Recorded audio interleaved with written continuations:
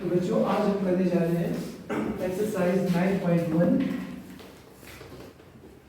Question number 5। ठीक है, तो question number 5 says a kite is flying at a height of 60 metre above the ground. The sting attached to the kite is temporarily tightened to a point on a ground. The inclination of the sting with the ground is 60 degree. Find the length of the sting assuming that there is no sac in the sting. अब बोलना क्या चाहता है? ये बोलता है कि जमीन से, ठीक है, 60 मीटर हाइट पे, ठीक है जी, जमीन से 60 मीटर हाइट पे एक काइट उड़ रही है उधर। ठीक है, जैसे कि मैं यहाँ बैठा हूँ, यहाँ से मैं क्या कर रहा हूँ, काइट उड़ा रहा हूँ। ठीक है, तो जिस पॉइंट मतलब उड़ा रहा हूँ तो कि एक ऐसा पॉइंट होगा जिसमें काइट क्या होगी, ऊंची होगी। उस ऊंचाई से लेके नीचे ग्राउंड के बीच का हाइट कितना है, 60 मीटर। समझ में आ गया। उसके बाद इसने बोला जो स्ट्रिंग है, स्ट्रिंग का मतलब होता है पतंग की डोरी जो है, उसमें सैग नहीं है, मतलब वो ढीली ढाली नहीं, बिल्कुल टाइट है। टाइट है तो मतलब बिल्कुल वो सीधी है। समझ में आ गया इतना। और उसने बोला एंगल ऑफ इंक्लाइनेशन, मतलब इसने बोला ये जो स्ट्रिंग जो है ग्राउंड के साथ जो एंगल बना रहा है वो कितने डिग्री का बना रहा है, आपके 60 डिग्री का बना रहा है। अब ये बोलता है कि आपने क्या करना है, इस स्ट्रिंग की लेंथ को फाइंड करना है। क्वेश्चन बड़ा सा सिंपल सा डायग्राम के ऊपर था, समझ में आया, पता लगा क्या बोलता है। ये बोलता है कि भाई जमीन से 60 मीटर हाइट पे काइट थी, ठीक है, और काइट जो काइट था, काइट को मैंने क्या किया, जमीन से जो उसकी डोरी को जमीन से टाइट बांधा हुआ और बिल्कुल सीधी है, और एंगल कितना बन रहा है हमारे पास 60 डिग्री। क्वेश्चन खत्म, पता लग गया ना। अब मैंने देखना है कि निकालना क्या है, मैंने इसको क्या बोलते थे, हाइपोटेन्यूज, इसको क्या बोलते थे हम, परपेंडिकुलर। अब दिमाग लगाना है P और H किसके रिलेशन में आता है हमारे पास। तो देखो, पंडित बद्री प्रसाद हर हर बोले सोना चांदी तोले। P और H किस में आ रहा है, साइन थीटा। इसका मतलब ये क्वेश्चन किसकी हेल्प से होगा, साइन थीटा की हेल्प से। खत्म कहानी, समझ में आ गया। सबसे पहला काम है आपका डायग्राम बनाना, समझ में आया। डायग्राम बना दिया तो आधा क्वेश्चन हो गया हमारा। इसको मैंने नाम दे दिया A B C, ठीक है, A B C। अब अगला काम क्या होता है हमारे पास, अगला काम है बच्चों हमारे पास जो चीजें इसने दी है वो लिखना है। वो भी हमने कुछ नहीं करना, जो बुक में लिखा होगा वही लिखूंगा मैं। इसने बोला था kite is flying at the height of this, तो मैं लिख दूंगा height of kite, height of kite from ground. कुछ नहीं किया, जो बुक में लिखा है मुझे वही लिखा मैंने, ठीक है। उसके बाद इसमें क्या दिया मुझे, एंगल ऑफ इंक्लाइनेशन, तो मैं लिख लेता हूं,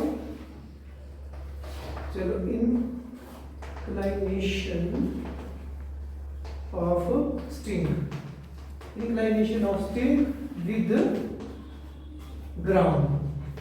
जो इसने दिया वहीं से मैंने लिख दिया बस। अब मैंने फाइंड क्या करना है, लेंथ, ठीक है। तो मैं लिख लेता हूं length of string,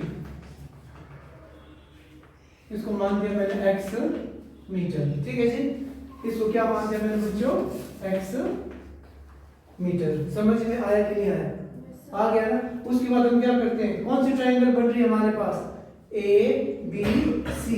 So we will write according to the question in triangle ABC।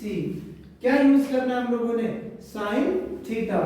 तो यहाँ पे आप हम लोग लिख देंगे साइन थीटा। साइन थीटा किसके बराबर होता है, P ओवर H।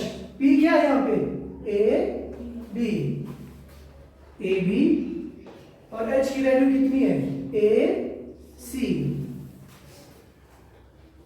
समझ में आ गया सबको कि नहीं आया, यहाँ पे जो कलर एब्सेंट थे, पता लगा। क्या करना आपने, जो ट्रायंगल दिख रही है उसका नाम लिखना है, और उसके बाद आपने देखना है कि कौन सा रिलेशन आप लगाने वाले हो। साइन वाला ठीक बैठता है, कॉस वाला की टेंजेंट वाला। कैसे पता लगेगा, आपने देखना है क्या दिया है आप लोगों को, परपेंडिकुलर दिया है, क्या निकालना है हम लोगों ने, हाइपोटेन्यूज मींस P और H के बीच में। अब हमने देखना कौन सा फॉर्मूला है जिसमें P और H आता है। साइन के केस में आता है, क्या लिखेंगे यहाँ पे, sine theta P over H। Theta कितना हमारे पास, कितनी डिग्री है, 60। Yes, sine 60। AB की वैल्यू कितनी है हमारे पास, 60। AC की वैल्यू मैंने मान दी x। जरूरी नहीं है आप AC भी रख सकते हो, जो आपका दिल करे। अच्छा जी, साइन 60 कितना होता है, यस, साइन 60 इज √3/2। और साइन 60 और cos 30 दोनों की वैल्यू क्या होती है, सेम, याद रखना। ठीक है, तो ये आ गया 60/x। अब आप क्या करोगे, इन दोनों इक्वेशन को आपस में क्रॉस मल्टीप्लाई कर दोगे, तो हमारे पास क्या है, √3x = 120। समझ में आ गया ना, 60 × 2 120। तो x की वैल्यू आ गई बच्चों हमारे पास कितनी, 120/√3। अगर आप लोगों को याद होगा तो कल भी मैंने कहा था कि जब हम फाइनल आंसर लिखते हैं तो हमारी कोशिश रहती है अंडर जो है अपॉन में ना लें। तो इसके लिए हम इस इक्वेशन को रैशनलाइज कर देंगे, मतलब √3 से ऊपर भी मल्टीप्लाई नीचे भी। So we will get 1/2 √3। √3 multiply by √3 is 3, तो 3 × 3 40। तो final answer is 40/√3 metre. That's it, इतना सा। उसके बाद आप लिख दोगे therefore the length of the string will be 40√3 metre. चलिए जी, क्वेश्चन नंबर 6। अब ध्यान से सुनना क्या बोलता है। यह बोलता है a 1.5 meter tall boy is standing at some distance from a 30 meter tall building. ठीक है, the angle of the elevation from his eyes to the top of the building increases from 30 to 60 degree as he walks towards the building. थोड़ा खतरनाक question. इसने बोला कि एक लड़का है, कितना मीटर लंबा, 1.5 मीटर लंबा एक लड़का है, और is standing at some distance from, कुछ दूरी पे एक बिल्डिंग है हमारे पास। ठीक है जी, कितनी मीटर, ये 30 मीटर। समझ में आया, पता लगा ना। इसने बोला एक लड़का है हमारे पास 1.5 मीटर लंबा, और वो लड़का जो है 30 मीटर ऊंची बिल्डिंग से कुछ दूरी पे खड़ा है। यहाँ तक समझ में आया। अब एंगल, अभी तक हम जितने भी एंगल बना रहे थे कहाँ से बना रहे थे, नीचे से। अब की बार एंगल कहाँ से बनेगा, इसने लिखा है, कहाँ गया question, angle of elevation from his eyes, उसकी आंखों से। आंखें नीचे होगी कि ऊपर होगी, ऊपर होगी ना, तब ठीक है। तो इसका मतलब ये हुआ कि पहली बार जब बच्चा यहाँ पे खड़ा था, ठीक है, तो उसने यहाँ पे खड़ा होके, जैसे कि मैं वो बच्चा हूँ, मान के चलो मैं यहाँ बैठा हूँ, मैं यहाँ से अपने कमरे की जो टिप है ना हमारे पास, वहां पे देख रहा हूँ, तो यहाँ से एक एंगल बन गया। उसके बाद इसने बोला कि भाई मैं जब थोड़ा और नजदीक आया तो अब दोबारा एंगल चेंज होगा कि वही रहेगा, चेंज होगा ना। तो इसने क्या बोला, ध्यान से सुनना, इसने बोला कि भाई the elevation from his eyes to the top of the building increases from, इसने बोला जब वो यहाँ पे था तो एंगल कितना था हमारे पास, 30 डिग्री। अब इसने बोला कि यही बच्चा क्या हुआ, चल के थोड़ा इधर आ गया, ठीक है, चल के इधर पहुंच गया, मान के चलते इस पॉइंट पे, ठीक है, वही लड़का चल के इस पॉइंट पे आ गया, तो हमारे पास एंगल क्या बन जाएगा हमारे पास, अब की बार 60 डिग्री। आई बात समझ में सबको क्लियर। अब पहले क्या था, बच्चा यहाँ पे खड़ा था, बिल्डिंग को देख रहा था, उसके बाद वो बिल्डिंग के थोड़े और नजदीक आया, ठीक है जी, तो एंगल 30 की जगह कितना हो गया हमारे पास, 60 हो गया। समझ में आया। अब पूछ क्या रहा है, question says find the distance he walks towards the building. इसने बोला कि भाई वो यहाँ से बिल्डिंग की तरफ कितना चला, ये हम लोगों ने फाइंड करना है। आई बात समझ में कि नहीं आई, ठीक है। अब देखते हैं। अब सबसे पहले तो अब देखो ये बिल्डिंग यहां से लेके यहां तक कितनी है, 30 मीटर है। बट अब मैं जो ट्रायंगल पकड़ूंगा कहां से पकड़ूंगा, इधर से इधर को पकड़ूंगा।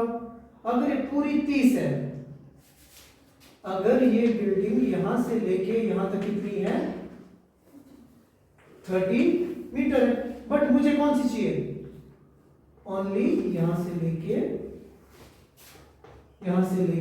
यहां तक। तो कितनी होगी वो, कितनी होगी,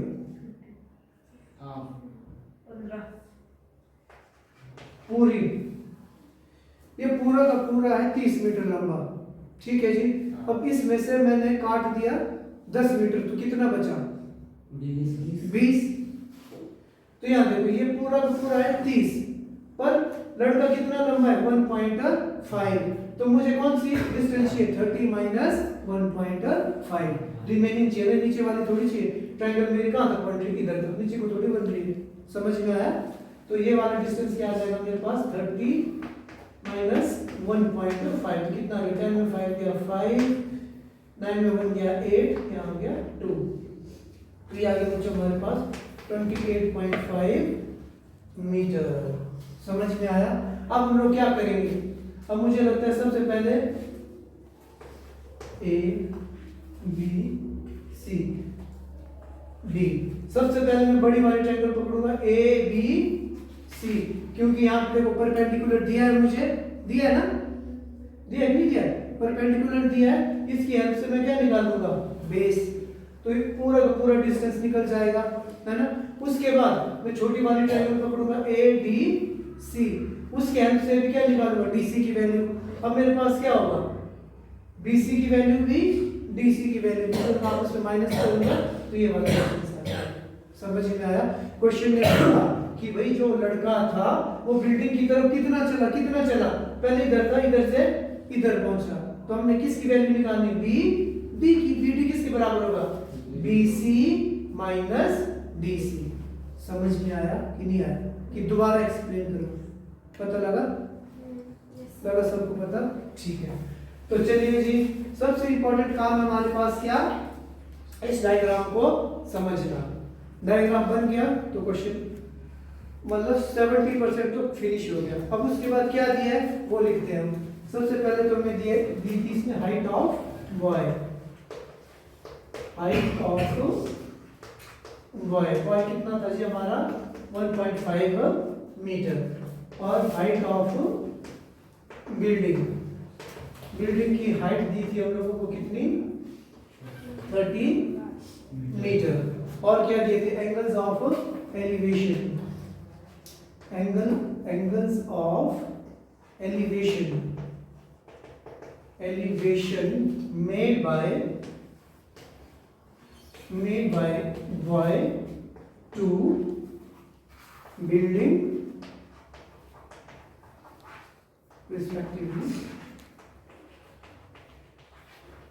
respectively क्या क्या था भाई, एंगल था 30 डिग्री और 60 डिग्री। समझ में आया सबको यहाँ तक। इसके बाद हमेशा जैसे करते अकॉर्डिंग टू द क्वेश्चन। अब दोबारा देखना है हम लोगों ने क्या फाइंड करना है और क्या दिया है। मुझे क्या दिया है, P दिया है, मैंने क्या फाइंड करना है, B। P कौन सा रिलेशन है, PB, बद्री प्रसाद हर भोले सोना चांदी तोले। देखो PB कौन सा रिलेशन दे रहा है आप लोगों को, टेंजेंट का। इसका मतलब we have to move towards 10, so we have to right.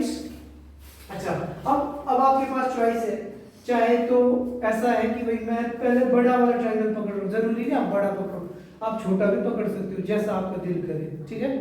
तो मैं पहले पकड़ रहा हूं बड़ा वाला ABC, तो मैं लिखूंगा इन ट्रायंगल ABC।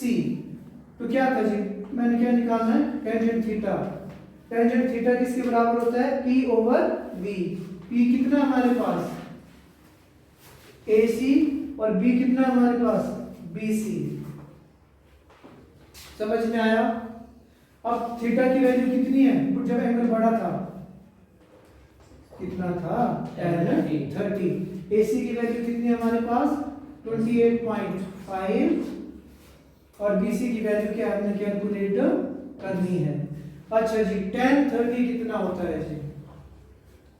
कितना होता है कि 1/√3।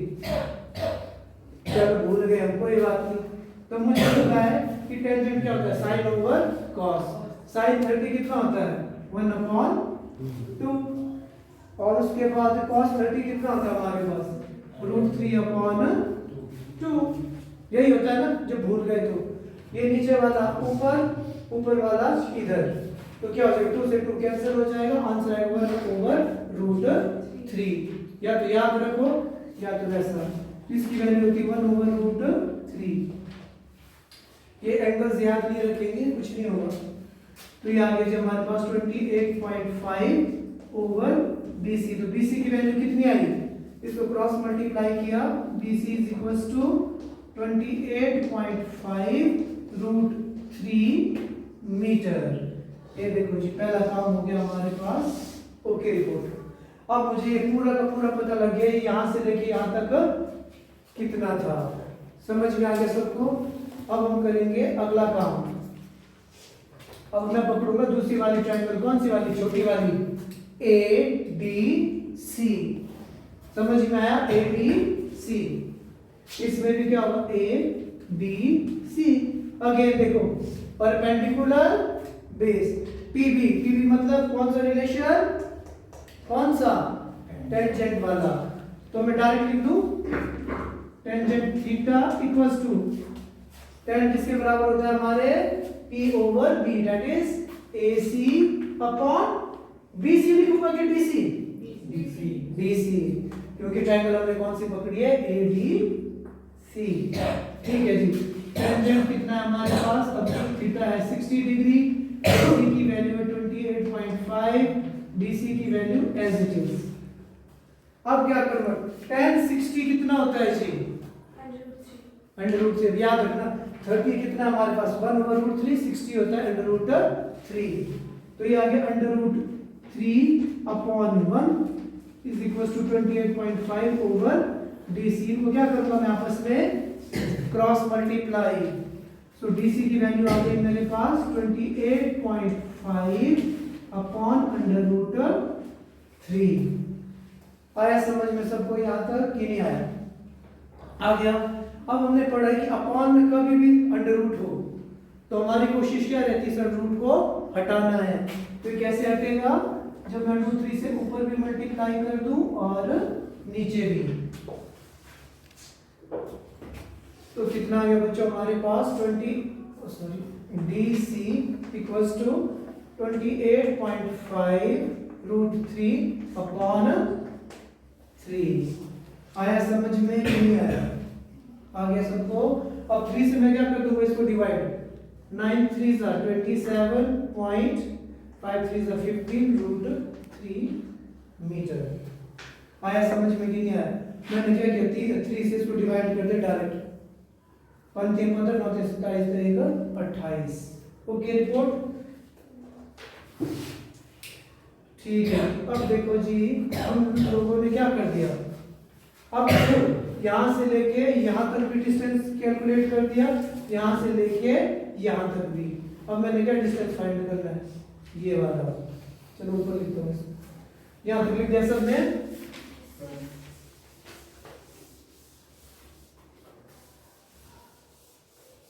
तो बस अब मैंने क्या फाइंड करना था, distance BD। So BD can be written as BC minus DC। समझ में आया, BD ये वाला किसके बराबर होगा। तो एग्जांपल वही जो हमेशा देता हूं कि भाई मैं और देवांश मेले में गए, ठीक है जी, हम दोनों के पास मिल के थे 200 रुपए, ठीक है। देवांश लेके आया था 50 रुपए, तो मैं कितना लेके आया था 150। कैसे निकाला आप लोगों ने, 200 माइनस जितना ये लाया था वही हमने करना है, टोटल डिस्टेंस माइनस इसका डिस्टेंस, ठीक है। तो ठीक है जी, BC की वैल्यू कितनी आई थी हमारे पास 28.5√3 है ना, यही था ना, 28.5√3 था, और DC की वैल्यू हमारे पास 9.5√3 3। अब कैसे करें? √3 इधर भी दिखाई दे रहा है, √3 इधर भी दिखाई दे रहा है, मैं उसको ले लूंगा कॉमन। 28.5 माइनस 9.5 √3 को लिख दिया मैंने बाहर, ठीक है। तो ये क्या आएगा? 28 में 9 माइनस किया तो कितना आएगा? कितना आएगा? 19 √3 मीटर। That's it. तो अब हम लिखेंगे डिस्टेंस ट्रेवल्ड बाय, अब इसमें लिखना पड़ेगा ना, देयरफॉर डिस्टेंस, ये लिखना है आपने distance travelled by boy towards building, towards building कितना हमारे पास 19 √3 मीटर। That's it. चलिए जी question number 7। Question number 7 says from a point on a ground, ठीक है, from a point on a ground angle of elevations of the bottom and top of the transmission tower fixed at the top of a 20 metre high building. ये बोलता है कि एक building है हमारे पास, ठीक है, कितने मीटर ऊंची है भाई? 7 करें। ये बोलता है fixed at the top of 20 metre high building, एक बिल्डिंग है हमारे पास 20 मीटर ऊंची, ठीक है। उसके ऊपर हमने क्या रखा है? एक टावर लगाया हुआ, ठीक है। और इस टावर से दूरी, कुछ दूरी पे एक पॉइंट है हमारे पास, ठीक है। इस पॉइंट से he says the angle of he says the from a fixed point on the ground the angle of elevation of the bottom and top, bottom जो नीचे की तरफ यहाँ से एक एंगल बन रहा है वो कितने डिग्री का है? 45 डिग्री का। और यहीं से बता क्या कर रहा है? मान के चलते हैं, जैसे देखो ये हमारे पास खिड़की है, मैं पहले बंदा क्या कर रहा है? सिरे पे देख रहा है, ठीक है, खिड़की के, और अगली बार ऊपर की तरफ देख रहा है, वैसा हिसाब है यहाँ से बैठ के। तो जब ये इसके बॉटम में देख रहा है तो कितनी डिग्री का एंगल बना रहा है? 45। और जब ऊपर बना रहा है तो कितने डिग्री का एंगल बन रहा है आपका? 60 डिग्री का।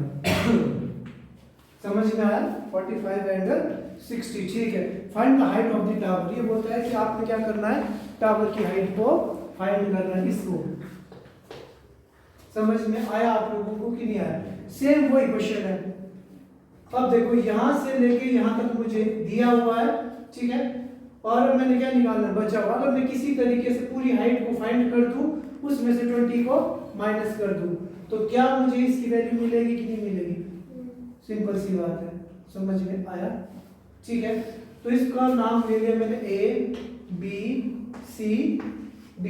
बिल्कुल वही क्वेश्चन है जैसे हमने पिछला क्वेश्चन किया था, बस उस टाइम डिस्टेंस कहाँ था? यहां से उधर को जा रहा था, आपकी बार इधर है बस, और कोई डिफरेंस नहीं है। ठीक है, तो डायग्राम समझ में आया? उसने क्या बोला? एक बिल्डिंग से कुछ दूरी पे एक पॉइंट है, ठीक है, उस पॉइंट से बिल्डिंग के ऊपर एक टावर लगा है, उस टावर के बॉटम पे जो एंगल बन रहा है वो 45 है, टॉप पे बन रहा है वो 60 डिग्री। इसमें भी हमने क्या करना? पहले एक छोटा वाला ट्रायंगल पकड़ना, उसके बाद बड़ा वाला, तो क्वेश्चन फिनिश हो जाएगा। ठीक है, सो राइट डाउन क्या लिखे हम? Height of building. Height of building is how much? 20 metre flat. Height of tower, tower की हाइट मान के चला कितनी हमारे पास? x माना मैंने, x मीटर। ठीक है जी, और उसके बाद क्या दिया हमारे पास? Angle of elevation. हम लिख लेते हैं angles of elevation.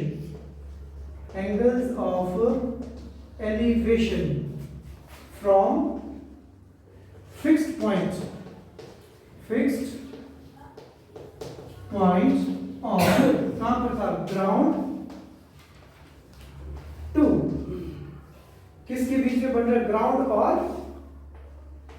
To bottom and top of tower. अब ख्याल रखना, सबसे पहले मैंने क्या लिखा है यहाँ पे, बॉटम वाले एंगल की बात करो। बॉटम एंगल कितने डिग्री का हमारे पास 45 और टॉप पे कितना है 60 डिग्री। अगेन उसके बाद अकॉर्डिंग टू द क्वेश्चन पिछले वाले की तरह ही अब सबसे पहले मैं सोच रहा हूँ छोटा वाला ट्रायंगल पकड़ लूँ। कौन सा है, बी बी सी, क्योंकि यहाँ पे 20 दिख रहा है मुझे, तो मैं लिखूंगा in triangle D B C. ध्यान से देखो, आपको क्या दिया है, परपेंडिकुलर दिया है, क्या फाइंड करना हमने, base. P B, P B किसका रिलेशन देता है, कौन देता है पी बी वाला रिलेशन, टेंजेंट देता है। तो क्या लिख दूंगा मैं, tangent theta is equals to D C upon B C. अब टेंजेंट, ध्यान देना, जब मैं इसकी बात कर रहा हूँ, छोटे वाले ट्रायंगल एंगल कौन सा बन रहा है, 60 की 45, तो यहाँ लिख देना आपने tangent 45 is equals to BC कितना है हमारे पास 20, BC की वैल्यू हमने फाइंड करनी है। tan 45 सबसे सिंपल कितना होता है, yes, tan 45 is 120 upon BC। तो इसका मतलब BC की वैल्यू कितनी आ गई बच्चों हमारे पास 20 मीटर। ये देखो जी आ गई हमारे पास 20 मीटर। अब ध्यान से देखना, अब हमने क्या करना, अब की बार कौन सी ट्रायंगल पकड़नी है, बड़ी वाली।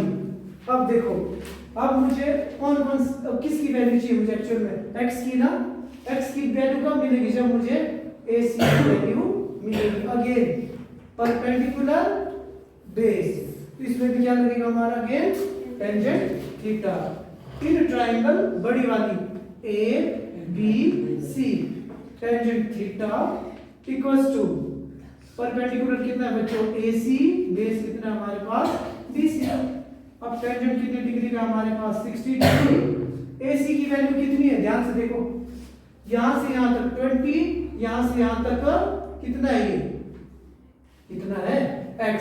तो टोटल वैल्यू कितनी आ जाएगी हमारे पास 20 प्लस x। समझ में आया, कितना होगा वो 20 प्लस x मीटर। सो AC की वैल्यू कितना है बच्चों में 20 प्लस x और BC की वैल्यू कितनी है हमारे पास 20। पहले समझ में कि नहीं आई यहाँ तक आप लोग, ओके ठीक है। अब मुझे बताओ टेंजेंट 60 की वैल्यू कितनी होती है, टेंजेंट 60 की वैल्यू कितनी होती है, tangent 60 is √3। So 20 plus x upon 20, इसको हम क्या कर देंगे आपस में cross multiply. So finally we will get how much, क्या देगा 20√3 इक्वल्स टू 20 प्लस x। समझ में आया यहाँ तक, क्रॉस मल्टीप्लाई किया तो इसके बाद क्या होगा 20√3, चलो इक्वल्स टू 20 प्लस x, यहाँ पे लिखा मैंने अगेन। अब मैंने किसकी वैल्यू निकाली, x की, x को रखा मैंने इधर ही 20 चला गया परे, तो कितना आ गया 3 माइनस 20। x की वैल्यू कितनी आ गई 20 √3 माइनस 20। दोनों जगह क्या चीज कॉमन दिख रही है आप लोगों को, कुछ दिख रहा है कॉमन 20, तो 20 मैंने ले लिया कॉमन, तो अंदर आ गया √3 minus 1 equals to x। That's it. तो यही हमारे पास आंसर है, ठीक है। अगर इसके आगे करना चाहे आप तो हम क्या कर सकते हैं, कल बताया था मैंने आपको, √3 की वैल्यू कितनी होती है हमारे पास 1.73 माइनस 1 इक्वल्स टू x। वैसे यही तक भी करोगे तो भी ठीक है, ठीक है। तो देखो 1.73 से 1 माइनस करोगे तो कितना आएगा 1.72 आएगा, 1.62 आएगा कि 0.73 आएगा, 0.73, क्या रखना, ठीक है जी। तो x, तो फाइनली x की वैल्यू कितनी आ गई जी हमारे पास, मैं लगा देते हैं 0, 3 दूनी 6, 7 दूनी 14 अपॉन क्या था हमारे पास 100। तो answer is 14.6 metre. That's it. x की वैल्यू कितनी आ गई हमारे पास 14.6 मीटर। इतना सा काम है बस।